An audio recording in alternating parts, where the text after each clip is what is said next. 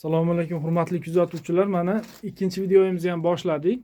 Bu ikkinchi videomizda qisqacha quyonlarga nimalar berib boqiladi, qanday vitaminlar emlanishi kerak, kasalliklarga qanaqa chidamli, shular haqida ham qisqacha do'stimdan ma'lumotni olib sizlarga yetkazamiz xudo xolasa. Do'stim yana bir boshdan tushuntirib bersangiz. Boshdan boshlaylik. Nima berib boqiladi quyonlarga mana misol uchun?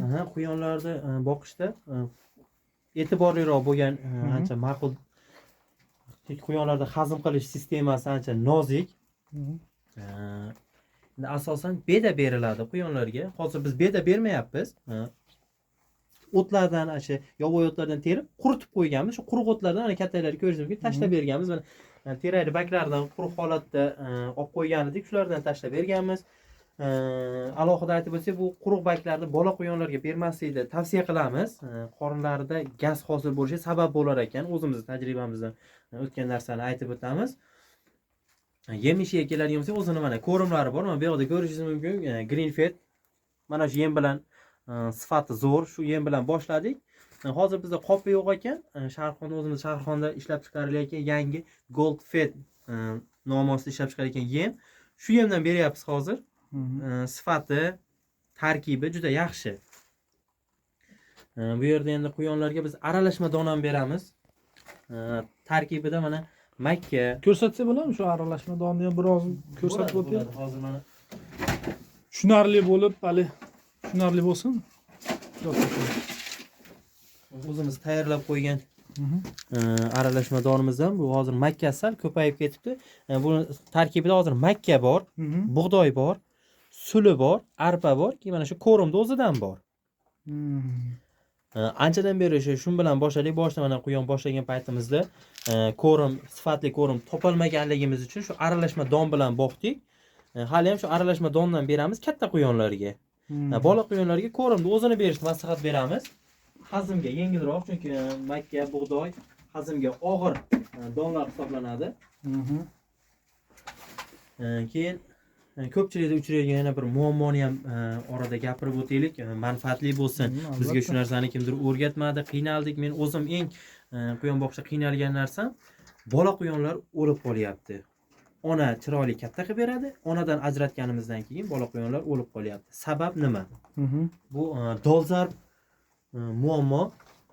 Men o'zimda shunaqa bo'ldi, ko'pchilikda shunaqa bo'ladi. Ko'pchilik shundan qiynalib quyon boqishni to'xtatib qo'ygan odamlar bor. Juda oddiy ekan yechimi. Mana shu quyon bolalarini olib chiqqanda mana shu onasining yemidan tatib ko'rishadi-da, shu karmoshkani ichiga tushib olib yeydi. Karmoshkani ichiga tushib olib yeganda buni ichiga axlat qiladi, peshob qiladi. Shuni yeb qo'yar ekanda, shuni yeb qo'yganda ichaklarida axlatlari shilak bo'lib qotib qolar ekan. Shundan quyonchalar nobud bo'lar ekan. Qorin ishishi, boshqa shu sabab bo'lar ekan. Bunga endi karmoshkani tozalab, keyin yemni berib boradigan bo'lsangiz, mana quyonlar mana ko'rib turganlaringiz mana katta bo'lib qolishdi. Hozir 2 oylik, 3 oylik quyonlar bu yerda. Vaznlari 1-1,5 kilogramm atrofida. 2 oylik, 3 oylik bo'lib qolgan quyonlar. 3 oylikka to'lgani yo'q bu yerda. 3 oylikka yaqinlari bor. Tushunarli. Keyin shu asosan shu yem ishlari bo'ladigan bo'lsa, quruq narsa berishni tavsiya qilamiz. Mana multfilmlardan yoshligimizdan quyon sabzi yeydi degan tushunchani bilgan, sabzi imkon qadar kimlardir beradi. Biz misol uchun sabzi juda kam beramiz. Bir haftada bir marta, ko'pi bilan 2 marta bir dona sabzi bitta quyonga. Undan ko'p bermaymiz. Olma, ko'kat oz miqdorda. Keyin mana yangi quyon bolalagan vaqtida suviga 1 litr suv bo'lsa, misol uchun 0,5 gram yod bir marta qo'shib berishni tavsiya qilamiz. Keling, shularni ham bir mana ko'rsatib o'taylik. Bu yerda mana hozir молочный kislota bu 1 litrli baklashkada bo'ladi. Biz kichkina idishga quyib qo'yganmiz. Biz quyonxonamiz unaqa katta bo'lmagani uchun bizga unaqa ko'p kerak emas. Bu quyonlardagi ichaklarda to'planib qolgan shlaglarni tozalash maqsadida ishlanadi. 1 litr suvga 1 gram miqdorda qo'shib beramiz 3 kun. Shu 3 kun ichida har kuni suvni yangilab turamiz. Ustiga quyib qo'ymaymiz. Yangi berib boriladi. 1 litr suvga 1 gram dozada. Bu tushunarli. Bu ikkinchisi komfortli masla. Bu odam aptekadan topiladi. Topiladigan joyi esa bu vet aptekadan. hayvonlar aptekasidan, bu odam aptekadan topiladi. Komfortniy masla deydi buni. Bu komfortniy masla quyonlarning quloqlariga ushni klash tushib qoladi. Shunaqa vaqtda quloqlariga surib qo'yish uchun foydalanadi. Biz hozircha bundan foydalanmadik. Quyonlarimiz quloqlariga klash tushgani yo'q. Shu boqayotganimizdan beri ehtiyot shart. Olib qo'yganmiz. Agar komfortniy masla kimdir topolmasa yoki nimadir bo'lsa, oddiy ro'zg'orda ishlangan yog'dan quloqlariga surib qo'ysa ham bo'ladi. Bo'ladi. Keyingisi yod. Buni odam aptekadan olamiz. Hamma biladigan oddiy yod. 1 litr suvga 1 gram, buni ham qo'shib berilishi. Suvga ichirib tursak, ichaklarni mustahkamlaydi. Shu katta quyonlarga 1 oyda 3 kun berib turish tavsiya qilamiz. Bu ham shu yangilanadi. Alohida eslatma, suv idishi temirdan bo'lsa yod qo'shib berishni maslahat bermaymiz. Bo'lmaydimi suv idishiga Temir bo'lsa yod bilan reaksiyaga kirishib, quyonga zarar qilishi mumkin. Plastmassa idish yoki bankalarda suv beriladigan bo'lsa, unda bu bo'laveradi.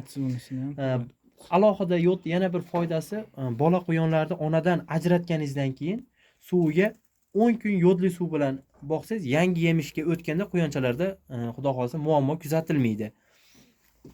Ya'ni yod shunaqa xususiyatlar bilan quyonga foydali. Yani keyingisi biz hamma nimalarimiz ko'rayotganimiz vitaminlarimiz oz miqdorda, chunki quyon xonamiz katta emas. Bu stopkoksid, Baykox nomi bilan ham bo'ladi. Hozir Baykoxni o'zimiz topolmayapmiz veterinaga. O'rniga stopkoksid. Tarkibi bir xil. Nomiga qarab o'zgarishi mumkin. Stopkoksid bo'lmasa, misol uchun siz so'ragan veterinariya aptekada o'rniga nima bor desangiz bo'ladi. Chunki tarkiblari bir xil bo'lardi. Bu koksidiozga qarshi profilaktika qilamiz quyonlarni. Bola quyonlar 30 kunlik bo'lganda 1 litr suvga 1 gram miqdorda aralashtirib 3 kun sug'oramiz. Agar koksidioz bo'lsa quyonda buni 0,4 ml katta quyonga 0,2 ml kichkina quyonga og'zidan quyib davolash maqsadida foydalaniladi. Keyin buni 3 kun berganingizdan keyin 1 kun oddiy suv berasiz. Undan keyin mana butamin, bu quyonchalarga vitamin, yetishmayotgan vitaminlar o'rnini to'ldirib berish maqsadida. Butamin, vitamin. Nom esingizda qoladi. Bo'ldi.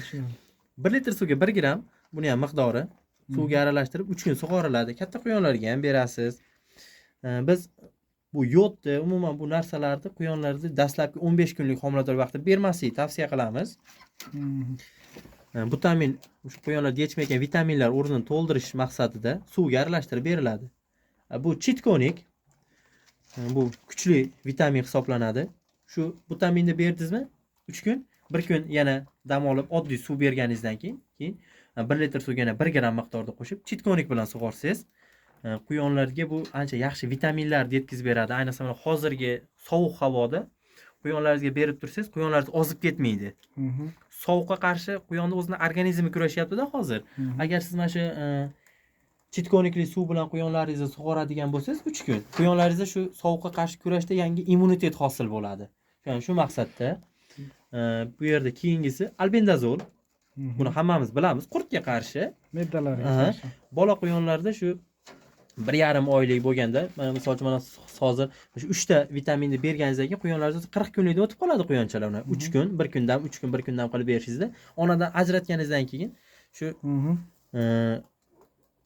albendazol bilan sug'orasiz. Bu ham dozasi bir xil, 1 litr suvga 1 gram miqdorda. Bu ham 3 kun. Tushunarli.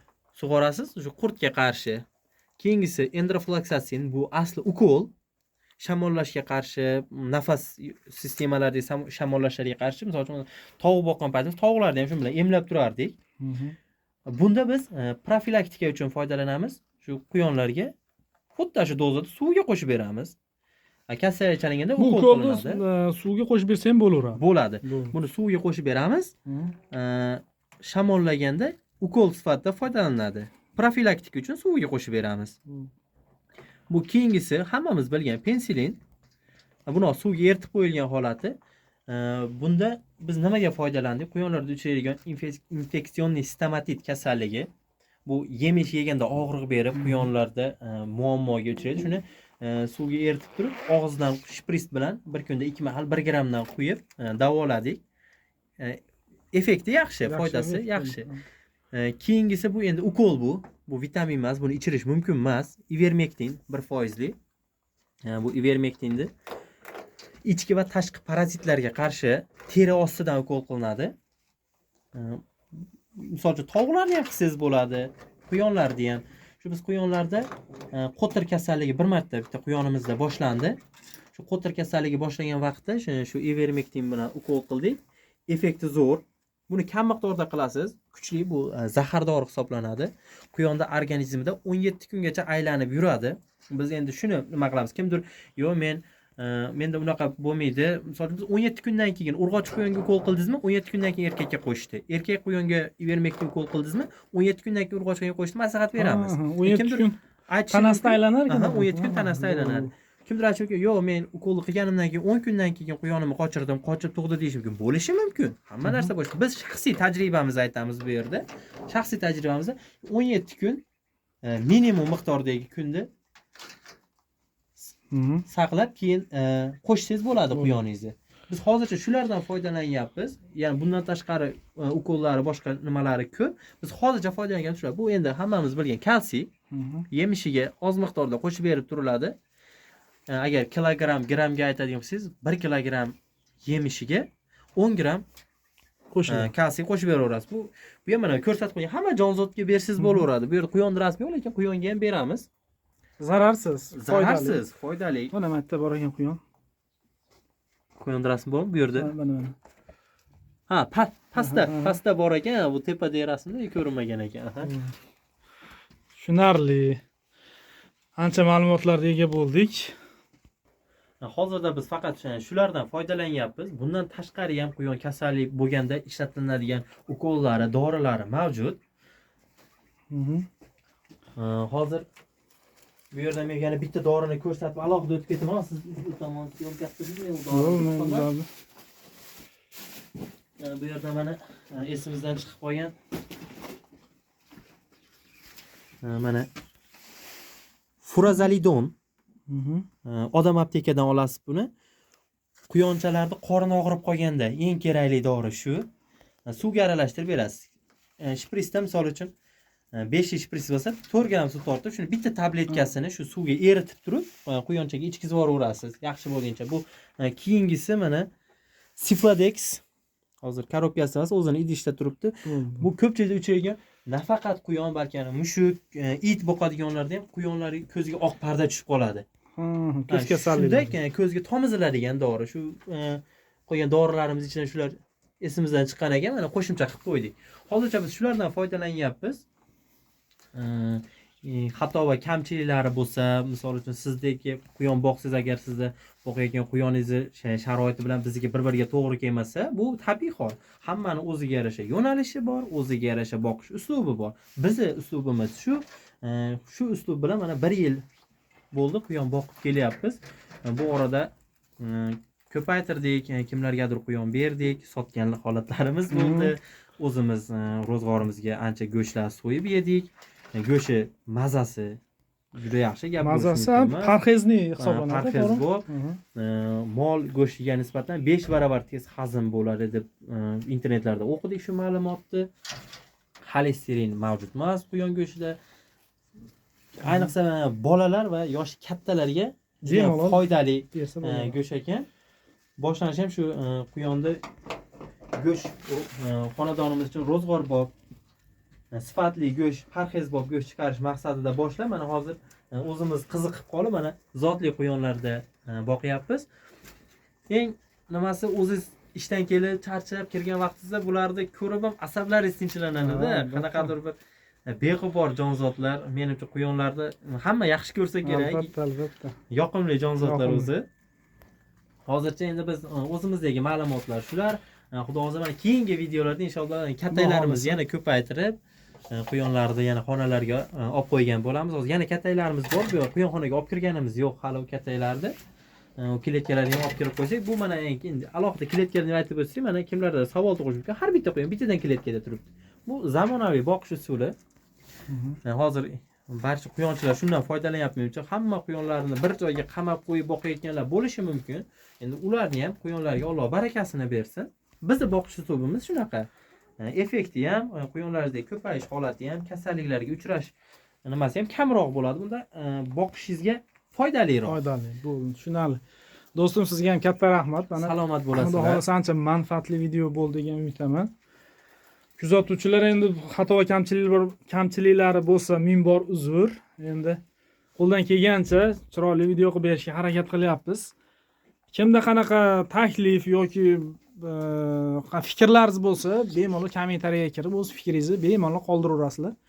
Jaydaricha shu oddiy sizlarga video qilib berishga harakat qildik. Sog' bo'lasizlar. Kuzatishda davom eting. Xudo xolasa mana biz kanalimizni yangi ochdik.